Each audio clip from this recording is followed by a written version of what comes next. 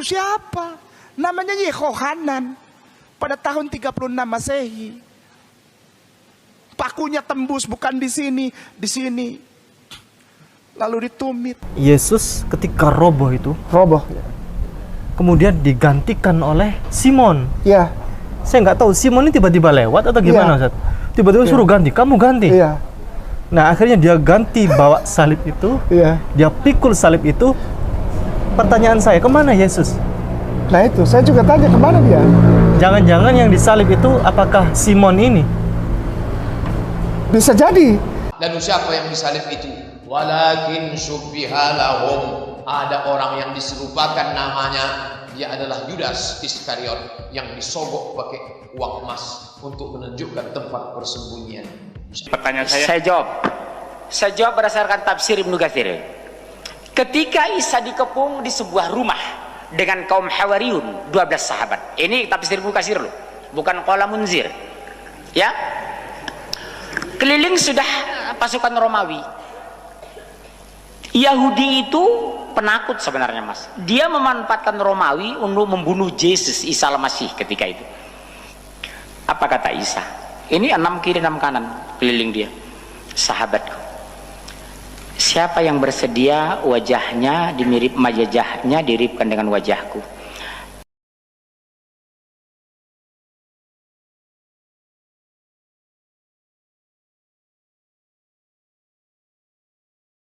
Shalom alaikum beshem hamasyah, salam sejahtera di dalam Kristus.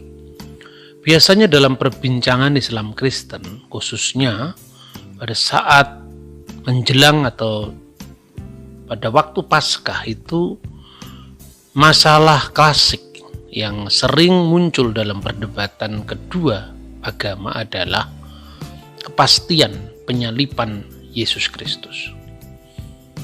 Begitu sangat yakinnya kebanyakan umat Islam bahwa sesungguhnya Yesus tidak disalibkan. Nabi Isa telah diselamatkan dari palang salib dan orang lain yang diserupakan dengan dia yang disalibkan.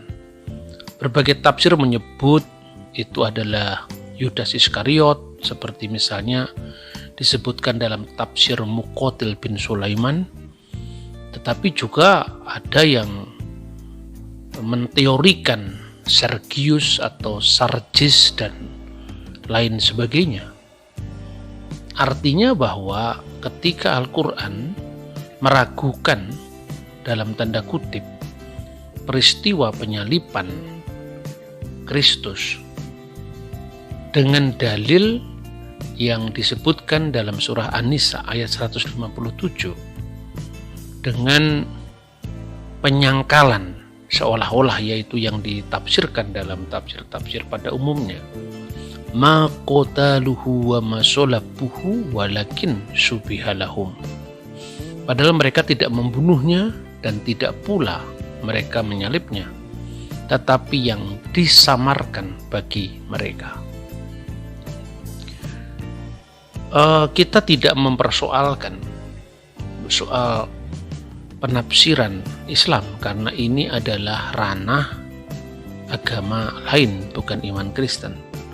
Tetapi yang ingin saya sampaikan adalah bagaimana umat Kristen sendiri memahami bahwa salib itu bukan sekedar teori atau satu di antara banyak teori tentang akhir kehidupan Kristus di bumi, tetapi jalan salib atau penyaliban adalah satu-satunya fakta sejarah yang tidak pernah diragukan, bukan hanya oleh Injil, kitab Perjanjian Baru yang ditulis pada abad pertama Masehi, tetapi juga seluruh catatan-catatan sejarah tidak pernah menyangkalnya. Jadi daripada kita harus masuk di dalam perdebatan yang tidak ada ujung pangkalnya, sebab kalau orang sudah mengatakan ini wahyu, ya itu sudah tidak dalam pembahasan kritik ilmiah. Kalau sudah wahyu itu sudah keyakinan. Tetapi oke, lepaskan dulu dari keyakinan kita masing-masing. Bahkan umat Kristen pun berani berkata bahwa tanpa membaca Injil pun Yesus pasti disalib. Itu fakta sejarah. Sekali lagi, tanpa membaca Injil pun Yesus pasti disalib. Itu fakta sejarah. Kenapa kita harus berdebat? Oke, saya memahami bahwa masalah-masalah pewahyuan itu masalah-masalah yang sensitif dalam keyakinan, keagamaan. Tetapi artinya begini, apabila seorang muslim mengakui bahwa Quran adalah wahyu terakhir, tentu paradigma ini tidak bisa dipaksakan kepada orang selain muslim. Bagi orang selain Islam, ya itu biasa saja, Quran adalah buku biasa. Sebagaimana orang Islam menganggap bahwa Injil adalah buku biasa. Karena kebanyakan saudara kita muslim tidak mengakui otentisitas Injil yang ada di tangan orang Kristen, itu tidak ada masalah. Oleh karena itu ya salah satu jalan keluarnya, tutup saja Injil. Yesus pasti disalib. Sekali lagi saya mohon tidak disalahpahami, bukan berarti saya tidak percaya dengan Injil. Tetapi yang mau kita sampaikan itu hanya fakta historis. Sekalipun peristiwa-peristiwa yang berkaitan dengan Yesus dan orang-orang pada zamannya, misalnya Yakobus saudara Kristus, Yohanes Pembaptis, itu hanya catatan pinggir sejarah, tetapi ada dalam sejarah. Saya sebut catatan pinggir karena tokoh seperti Yesus, tokoh seperti Yohanes Pembaptis atau di Islam dikenal dengan Nabi Yahya alaihissalam, tokoh seperti Yakobus saudara Kristus itu bukan tokoh politik, bukan pejabat pada waktu kerajaan Roma berdiri, tetapi hanya orang biasa. Tapi karena memiliki signifikasi politik pada zamannya, maka dicatat dalam catatan sejarah, sekalipun itu bukan catatan utama, tapi catatan pinggir sejarah dunia. Paling tidak ada 6 penulis di abad pertama yang bicara tentang penyaliban Yesus. Di abad pertama atau awal abad kedua, katakanlah seperti itu. Yang pertama adalah Flavius Josephus, seorang ahli sejarah Yahudi yang menulis kira-kira tahun 95 Masehi. Kedua adalah Cornelius Tacitus. Dia adalah seorang ahli hukum dan senator Roma yang menulis kira-kira tahun 90. Kemudian Mara ben Serapion, kemudian catatan Talmud khususnya traktat Sanhedrin, kemudian seorang satiris Yunani yang bernama Lucianus dari Samosata, dan seorang penulis lagi yang namanya Suetonius. Itu sumber primer karena ditulis langsung oleh tangan pertama. Dan yang kedua sumber sekunder, catatan tentang adanya kegelapan yang meliputi negeri Israel waktu itu, khususnya kota Yerusalem, pada waktu penyaliban Yesus. Itu ditulis oleh seorang yang bernama Talus dan Plegon. Tetapi karena kita tidak mendapati langsung tulisannya dia, tapi kutipannya dari penulis lain, maka kita sebut sumber sekunder. Kita akan bisa meneliti satu demi satu sumber itu.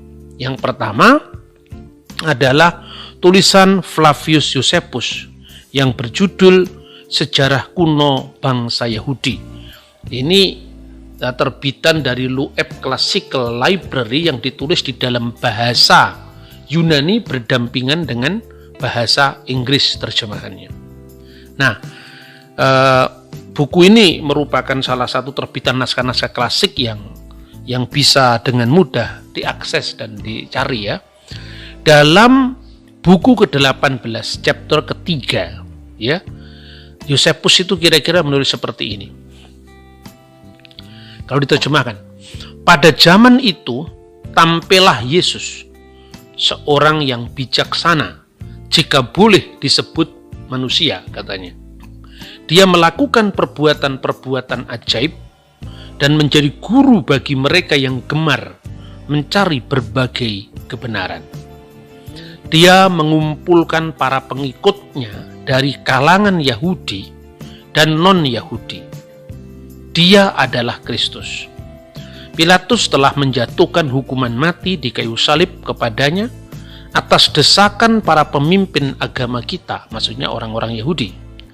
Tetapi mereka yang tetap mengasihinya tidak pernah meninggalkan dia, sebab dia menampakkan diri kepada mereka pada hari ketiga dalam keadaan hidup kembali, seperti nabi-nabi telah menubuatkan hal itu, dan beribu-ribu perbuatan ajaib mengenai dia. Golongan yang disebut berdasarkan namanya, yaitu Kristen, masih hidup sampai hari ini. Nah, saudara-saudara, saya harus sampaikan bahwa tulisan Yosefus ini beberapa frasa itu diragukan. Ini harus kita bicarakan fair. Tetapi potonglah frasa yang diragukan itu. Tetap Yesus disalib. Karena apa? Karena frasa yang lain, sebagian dari tulisan itu tetap tidak diragukan oleh sejarawan manapun, bahwa dia telah disalibkan pada masa pemerintahan Pontius Pilatus. Nah, kata-kata yang diragukan itu adalah kata-kata dia adalah Kristus. Mungkinkah Yosefus seorang Yahudi mengaku Yesus adalah Kristus? Bukankah orang Yahudi menolak kemesiasan Yesus? Jadi ungkapan ini diragukan oleh para sejarawan.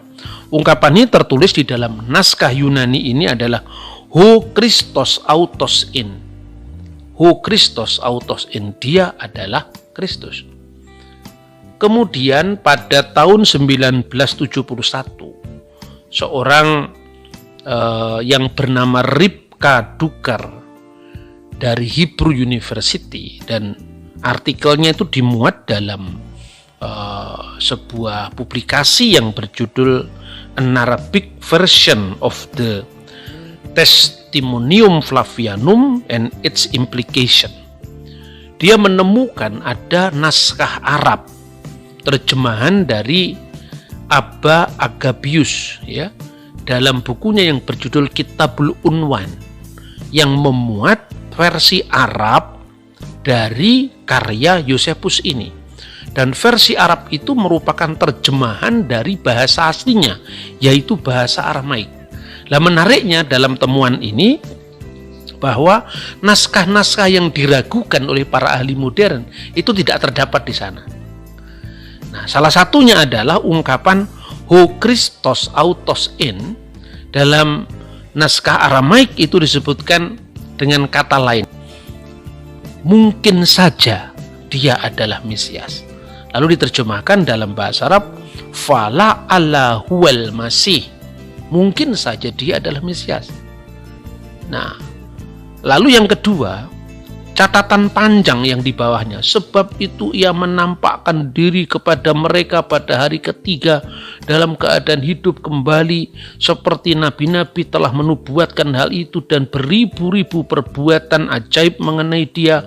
Golongan yang disebut berdasarkan namanya, maksudnya Kristen, masih ada sampai hari itu yang diragukan. Karena mungkinkah seorang Yahudi menulis pengakuan bahwa beribu-ribu mujizat tentang Yesus dinubuatkan dalam kitab suci? Oke.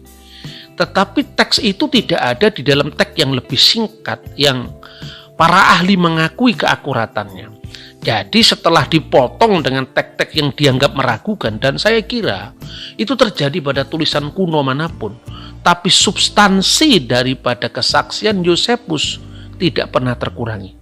Kalau diterjemahkan teks di dalam bahasa Aramaik dan bahasa Arab itu, innahu kana fi hadal zaman rajulun hakim yaqulu lahu Iswa. Dalam terjemahan bahasa Arab itu, karena Iswa itu Yeshua dalam bahasa Aramaik. Ya, pada zaman itu tampillah orang bijaksana yang namanya Yesus. Dia seorang yang baik yang dikenal dengan perbuatannya yang suci. banyak orang dari kalangan Yahudi dan bukan Yahudi, kira-kira seperti itu, menjadi pengikutnya. Pilatus telah menghukumnya dengan cara menyalibkan sampai mati. Jadi ini poinnya di sini, Pilatus telah menghukumnya dengan cara menyalibkan sampai mati. Itu dalam naskah manapun dimuat. Setelah dipotong dengan frasa-frasa yang dianggap meragukan tadi. Dan mereka yang menjadi muridnya tidak pernah mundur untuk terus menjadi murid-muridnya. Mereka melaporkan. Jadi di situ ada teks yang menarik dalam teks bahasa Aramaik, karena memang Yosefus itu menulis di dalam bahasa Aramaik aslinya yang kemudian sama kunonya diterjemahkan dalam bahasa Yunani, dan teks Yunani itu yang selama ini kita kenal di publik ya, modern. Kemudian saya teruskan, mereka melaporkan bahwa Yesus telah menampakkan diri kepada mereka pada hari ketiga setelah penyalibannya itu, dan dia hidup kembali. Dengan kenyataan tersebut, mungkin saja dia adalah Mesias. Yosefus secara substansi tidak pernah menyangkal penyaliban Yesus. Karena apa? Karena ungkapan dia telah disalibkan pada masa Pontius Pilatus itu tidak diragukan oleh sejarawan manapun juga. Tokoh yang kedua adalah Cornelius Tacitus yang menulis kira-kira tahun 95 Masehi. Akibatnya, ini bukunya di dalam bahasa Latin ya, bukunya ini itu juga diterbitkan oleh LUEP, Classical Library.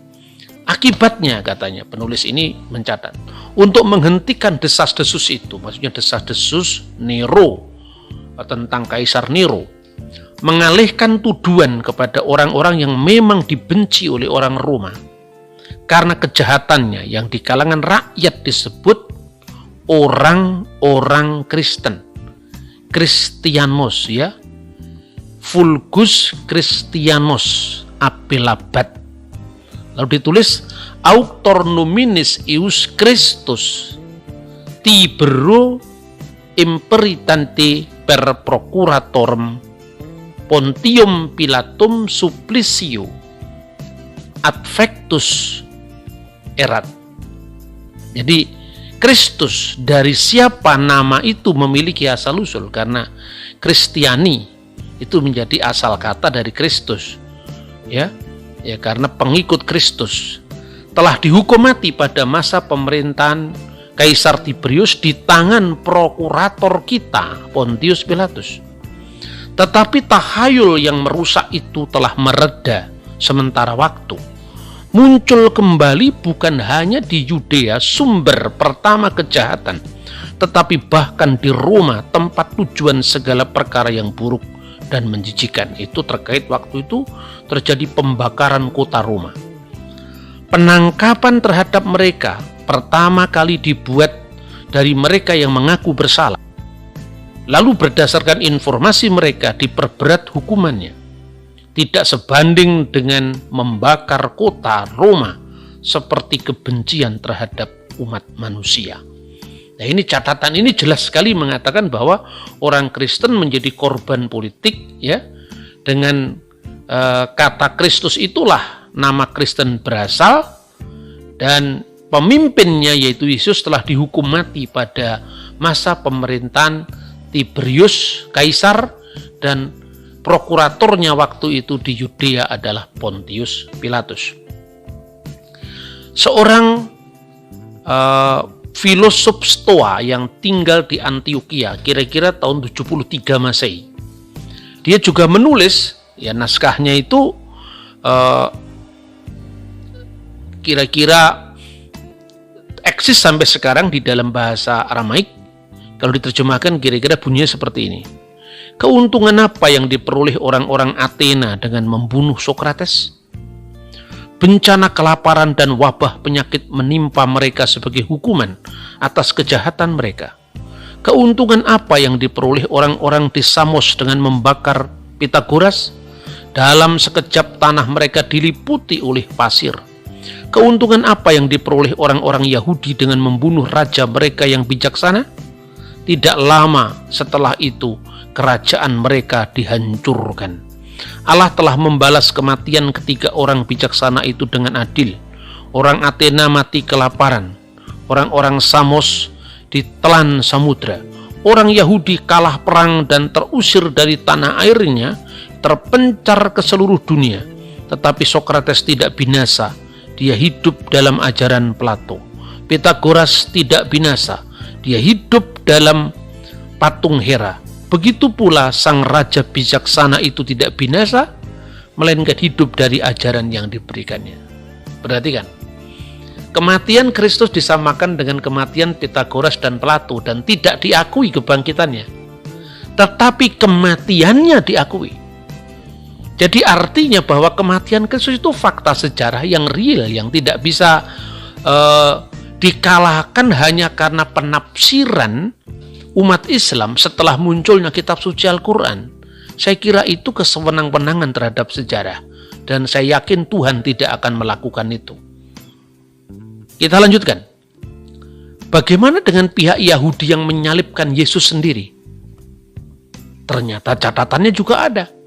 Catatannya ada di dalam Talmud Babel, Talmud Babylon, Traktat Sanhedrin 43a. Dia mencatat bahwa pada hari sebelum Paskah, Ereb HaPesach, pada hari menjelang Paskah, mereka menggantung Yesu di teks aslinya Yesu. Dan selama 40 hari sebelumnya telah beredar pengumuman yang mengatakan bahwa Yesus akan dilontari batu dan bahwa ia telah melakukan sihir dan menipu serta menyesatkan rakyat Israel. Hendaklah setiap orang memiliki pembelaan terhadap dia. Tetapi orang-orang yang diharapkan membela dan memohonkan pengampunan tidak datang. Dan karena tidak ada lagi yang datang untuk membela, maka Yesus telah disalibkan pada hari menjelang Paskah. Ereb Pesach. Perhatikan, ada sumber-sumber yang tidak dimuat dalam Injil.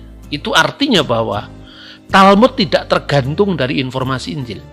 Misalnya, ungkapan 40 hari beredar pengumuman yang mengatakan Yesus akan dilontari batu itu tidak ada dalam Injil. Artinya bahwa sumber Talmud itu sumber yang mandiri di luar kitab suci Perjanjian Baru atau tradisi Kristen.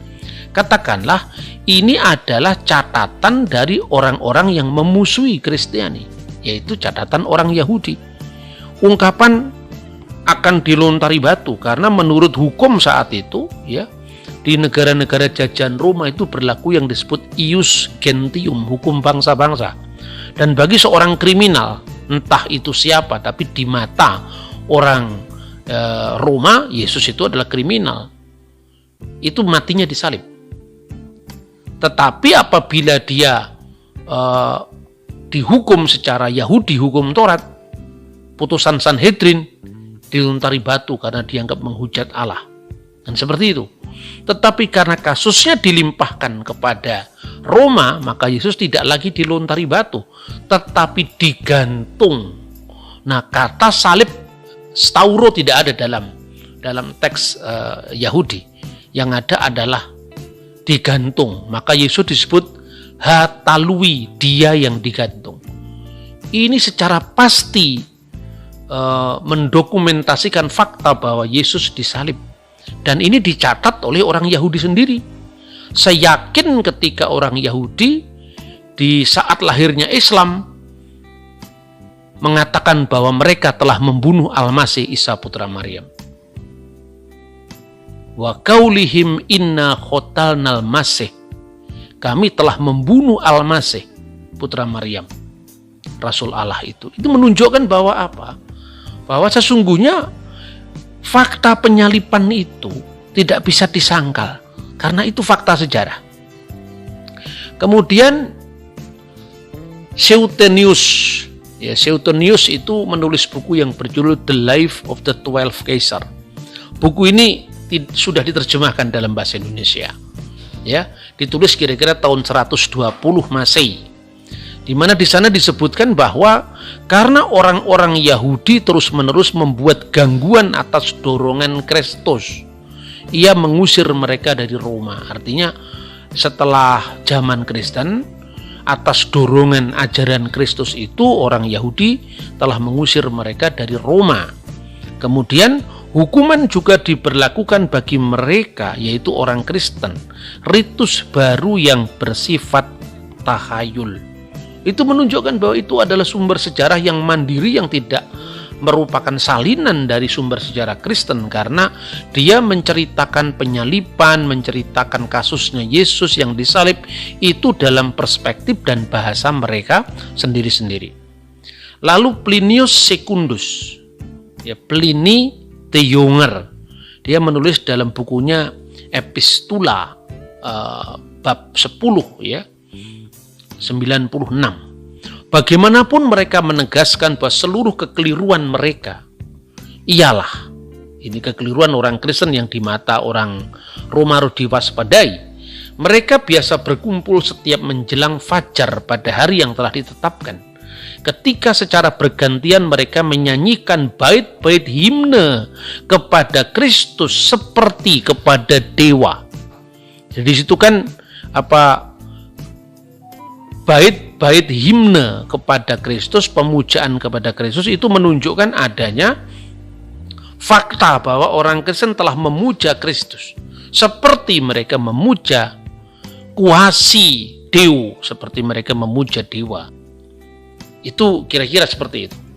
Kemudian mereka berekar dengan sepenuh hati untuk tidak melakukan kejahatan, tidak mencuri, tidak berzina, tidak memutarbalikkan fakta, tidak mengingkari sesuatu yang dipercayakan kepada mereka ketika mereka diminta menepatinya. Dan setelah pertemuan itu mereka berpisah dan bertemu kembali untuk makan bersama-sama. Tapi makanan yang biasa dimakan tidak membahayakan. Mereka telah meninggalkan kebiasaan ini setelah saya umumkan dekret ini, yaitu dekret yang melarang semua perkumpulan politik sesuai dengan perintahmu, wahai yang mulia. Jadi Plinius Secundus itu melaporkan pada pimpinannya hasil investigasinya terhadap orang Kristen yang saat itu sering melakukan pertemuan di hari Minggu. Kenapa pertemuan di hari Minggu? Ya, karena itu adalah hari kebangkitan Kristus dan mereka memanjatkan himne kepada Kristus seperti itu dilakukannya terhadap dewa. Nah, saudara-saudara, masih ada satu, yaitu Lucianus dari Samosata dalam bukunya yang berjudul Peregrimus 11. Dia paling akhir dari urutan penulis-penulis yang saya sebut tadi, kira-kira menulis tahun 170 Masehi. Tapi intinya bahwa dia seorang seorang satiris yang sangat anti-Kristen dan mengejek kekristenan itu sebagai agama rakyat yang bodoh.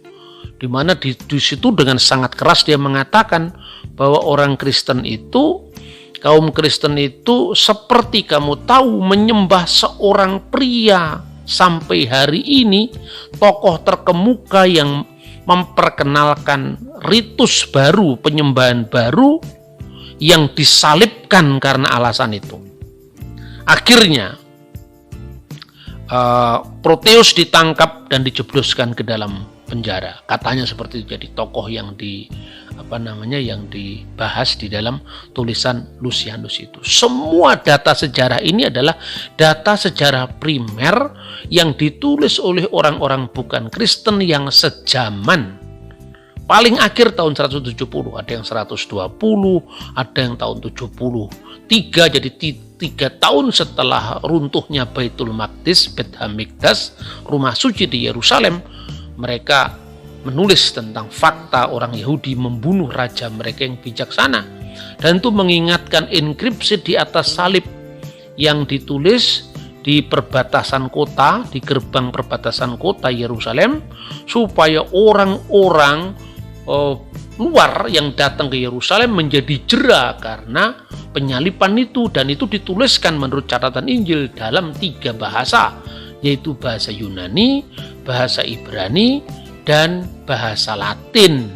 menjadi bahasa internasional saat itu bahasa Yunani, bahasa administrasi adalah bahasa Latin, dan bahasa Ibrani adalah bahasa orang Yahudi pada saat itu, khususnya di kota Yerusalem, yang menyebutkan Yeshua Hanaserat Melek Yehudim atau Yesus Hunasorios Basilios Yudaion, atau dalam bahasa Latin yang lebih dikenal yaitu seperti singkatan INRI, Yesus Nazarenus Rex Judairum. Semua fakta ini menunjukkan penyaliban Yesus. Tidak perlu kita membaca Injil pun Yesus disalibkan. Dan terakhir adalah sumber sekunder. Yang pertama Talus. Talus itu bukunya tidak ditemukan, makanya saya sebut sumber primer, tapi dikutip oleh orang yang bernama Julius Africanus, seorang sejarawan yang menulis kira-kira tahun 221, makanya sumbernya sekunder karena sudah akhir ya. Tetapi di situ dia mengatakan itu tidak masuk akal bagi saya karena gerhana matahari tidak terjadi pada saat bulan purnama, sedangkan pada saat itu bulan purnama Paskah saat Yesus mati. Jadi ketika Yesus mati itu di bulan Nisan, menjelang Paskah Yahudi kan, biasanya bulan purnama. Tidak mungkin gerhana matahari muncul pada saat bulan purnama, katanya Julius Africanus. Artinya apa? Orang-orang non-Kristen saat itu mengecek bahwa terjadinya kegelapan yang meliputi kota Yerusalem itu fenomena alam biasa, itu gerhana matahari. Lalu yang kedua Plegon. Plegon itu dicatat oleh seorang penulis dari Alexandria namanya Origenes dari Alexandria. Dia mengatakan agaknya Yesus disalibkan pada masa pemerintahan Kaisar Tiberius. Saat terjadinya peristiwa itu, gerhana matahari dan gempa bumi yang besar, dan saya kira Plegon yang telah menuliskan kejadian-kejadian itu dalam bukunya. Jadi sekali lagi, tanpa membaca Injil pun Yesus disalib. Kita tidak usah mau saling silang pendapat tentang tafsir A, tafsir B, tafsir C, itu tidak punya nilai sejarah.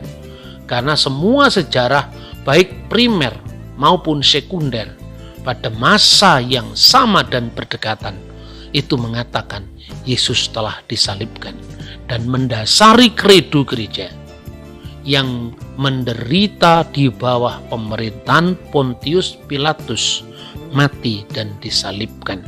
Dan iman Kristen meyakini, dan itu juga keyakinan yang kemudian diabadikan oleh komentar orang-orang di luar Kristen. Mereka melaporkan pada hari ketiga Yesus telah bangkit kembali. Tuhan memberkati kita. Shalom alaikum Beshem Hamasiah.